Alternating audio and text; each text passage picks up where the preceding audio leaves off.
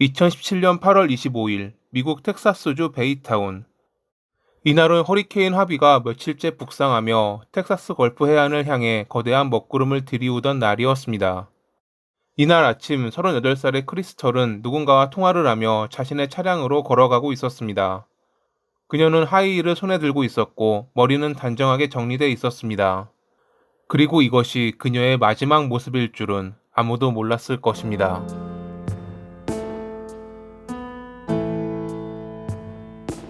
베이타운에서 부동산 중개인으로 일하던 크리스털은 전날 밤 남자친구 폴의 집에서 시간을 보낸 뒤 아침 일찍 나갈 준비를 하고 있었습니다. 이날 그녀는 전 남편 스티븐을 만나 두 아이를 데려오기로 했다고 합니다. 하지만 정해진 시간이 지나도 그녀는 나타나지 않았고 직장에도 모습을 드러내지 않았습니다. 그녀는 최근 이혼을 마치고 새로운 삶을 시작하려던 참이었습니다. 그녀는 전 남편 스티븐과의 관계가 좋지 않았고 특히 이혼 과정에서 그의 폭력적인 성향을 여러 번 경험한 바 있었습니다. 이 사실은 그녀의 실종이 단순한 사고가 아닐 가능성을 말해주었습니다. 크리스털의 삼촌 제프는 조카의 실종 소식에 망설임 없이 경찰에 신고했습니다. 제프는 크리스털을 키운 아버지 같은 존재였고 그녀가 말도 없이 사라질 사람이 아니라는 것을 잘 알고 있었습니다. 폴과 제프는 중요한 정보를 제공하는 이에게 보상금을 준다는 전단을 붙이는 등 그녀를 찾기 위해 모든 노력을 기울였습니다.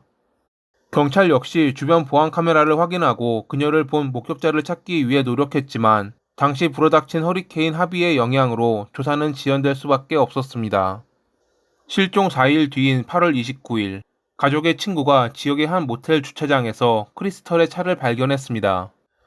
차의 문은 잠겨있지 않았고 열쇠는 콘솔 박스 위에 놓여 있었으며 그녀의 소지품들은 무질서하게 흩어져 있었습니다. 이는 그녀가 차를 버리고 사라진 것이 아니라 누군가에 의해 강제로 차에서 내린 뒤 끌려갔을 가능성을 암시했습니다. 경찰은 차량을 압수하고 본격적인 수사를 시작했습니다. 아쉽게도 모텔 주차장에 보안 카메라가 없어 누가 이 차를 이곳에 가져다 놨는지는 알 수 없었지만 주변 보안 카메라를 확인한 결과 한 남자가 자전거를 타고 이동하는 모습이 포착됐습니다. 형사들은 이 남자가 크리스털의 전 남편 스티븐과 유사하다는 점에 주목했습니다. 그리고 사건 당일 그가 자전거를 샀다는 것도 확인했죠. 그가 그녀의 차에 자전거를 싣고 이곳까지 이동한 뒤 자전거를 타고 현장을 떠났을 가능성이 있어 보였습니다. 하지만 보안 카메라의 화질이 좋지 않았고 만약 그가 맞다고 해도 그녀의 실종과 연관이 있다는 증거는 아니었기에 그를 체포하기에는 증거가 부족했습니다. 조사가 진행될수록 스티븐의 범행 가능성은 점점 더 높아졌습니다.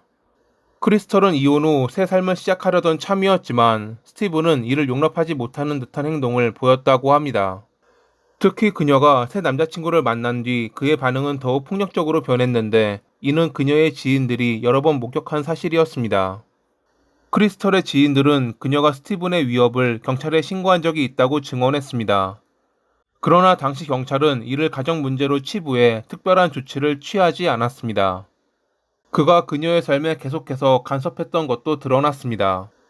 그는 그녀의 SNS를 감시했고 그녀의 새로운 관계를 방해하려는 듯한 행동을 하기도 했죠. 가족과 지인들은 스티븐이 그녀의 실종과 관련이 있을 것이라 확신했고 경찰도 그를 주요 용의자로 선정해 신문했습니다. 당연히 그는 일관되게 자신의 무죄를 주장했습니다. 하지만 신문하던 형사는 그의 진술에 여러 모순점이 있다는 것을 알아차렸습니다. 특히 그녀가 실종된 당일의 행적에 대해 그는 여러 번 말을 바꿨고 그날 아무런 알리바이도 없다는 것도 밝혀졌습니다. 물론 이것만으로 그가 범인이라는 증거는 되지 않았습니다. 그렇기에 형사는 그를 주목하며 다른 증거를 찾기 위해 움직였고 담당 검사는 그가 범인이라 확신하며 여러 번에 걸쳐 신문했습니다. 그러던 어느 날 그는 검사에게 한 가지 제안을 합니다. 아이들과 함께 집에서 마지막 밤을 허락한다면 그녀의 시체가 있는 곳을 말해주겠다는 제안을 말이죠. 이는 명백한 살인 자백이었습니다. 담당 검사는 그가 도망가거나 스스로 목숨을 끊을 가능성을 염두에 두었지만 만약 그가 자백하지 않는다면 사건 해결에 시간이 오래 걸릴 거라는 판단에 그의 제안을 받아들였습니다. 아이들과 시간을 보낸 뒤 다시 신문을 받은 그는 처음 했던 말과는 다르게 자백을 거부했습니다. 검사가 보안 카메라 영상을 보여주며 그날 모텔 근처에 왜 갔냐고 물었지만 자전거를 타고 가는 사람이 자기가 아니라고 주장했죠. 그러고는 다시 아이들을 보게 해준다면 자백하겠다는 강아지 소리를 하기 시작했습니다. 하지만 검사는 그에게 휘둘리지 않았습니다. 자백한다면 아이들과 만나도록 해줄 것이라고 강경하게 나가자 얼마 뒤 그는 모든 범행을 인정하며 그녀를 유기한 장소로 안내했습니다. 나중에 공개됐지만 당시 발견된 크리스털은 야생동물에 의해 훼손된 상태였다고 합니다. 그는 그녀가 새 남자친구를 만난 것과 가족 여행에서 자신을 제외시킨 것에 분노했다고 말했습니다. 특히 그녀가 자신을 완전히 떠나려 한다는 생각에 극도의 좌절감을 느꼈고 이는 결국 그녀를 살해하겠다는 마음을 품게 만들었죠. 사건 당일 그는 그녀를 교살한 뒤 미리 봐두었던 숲에 유기했습니다. 그리고 증거를 없애기 위해 그녀의 차를 근처 모텔 주차장에 버리고 자전거를 타고 현장을 빠져나왔습니다. 치안이 그리 좋지 않은 동네에서 차 안에 열쇠를 두었기에 그는 누군가가 그녀의 차를 훔쳐가리라 생각했습니다. 그러면 그녀의 차를 훔친 사람이 범행을 뒤집어 쓸 것이라고 판단한 것이었죠. 하지만 당시 허리케인 하비의 영향으로 사람들은 밖으로 나가지 않았고 이 때문에 그녀의 차는 그대로 남아있어 사건을 해결하는 열쇠가 됐습니다. 얼마 뒤 열린 재판에서 그의 변호사는 이 사건이 돌발적 격정에 의한 범행이라고 주장했습니다. 스티브는 크리스털과의 갈등으로 인해 정신적 균형을 잃었고 사건 당일 그녀와 말다툼을 벌이다 화가 나 살해했기 때문에 이는 계획된 범행이 아니라는 주장이었죠. 하지만 검찰은 이 주장을 강하게 반박했습니다.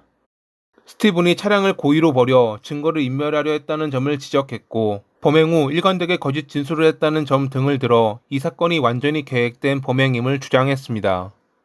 배심원단은 심의 끝에 유죄를 판결했고 재판부는 그에게 50년의 징역을 선고했습니다.